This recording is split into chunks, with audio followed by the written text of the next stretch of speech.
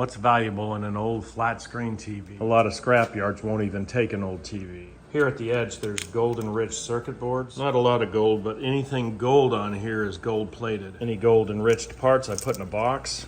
On the circuit board, here's a computer chip with a little gold tib right here, and that contains gold. Any of them that kind of look like this, I pull off. This one may or may not have gold. This one will contain a little bit of gold, but nothing like the chips from the 70s. If you see a chip like this, all the wires in it are gold.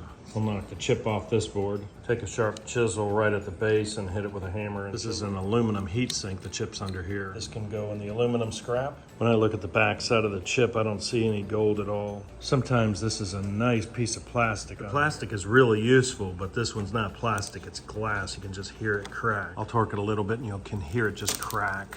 When we pull it apart, there's some nice thin plastic behind the glass. Now, this could be a nice frame for an artist. Just place it on a wall and paint right on the wall. All depends upon how energetic you are. Pull off this piece of glass. The first layer is like a little thin piece of plastic. The second piece of plastic is a lot thicker, like 1/8 of an inch or 1/16 of an inch. Pull off this little thin plastic. Thin plastic like this this stuff usually comes in handy for all kinds of little projects. Place it in with the flat stock. Now, this is a nice piece of plastic. I actually do have an idea for a painting. Video for another day.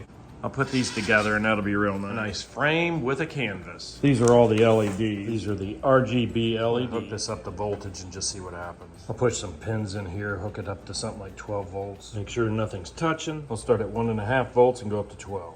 1 volt, there's nothing. I'll just keep working my way up. All the way to 12 volts, nothing. I hooked it up to 1 row and still no lights. I'll try 12 volts and more amps, nothing. Just in case there's polarity, I'll try the other side, nothing. To light up these LEDs, it's gonna take a little more than just voltage. I'm sure they're multiplexed or something.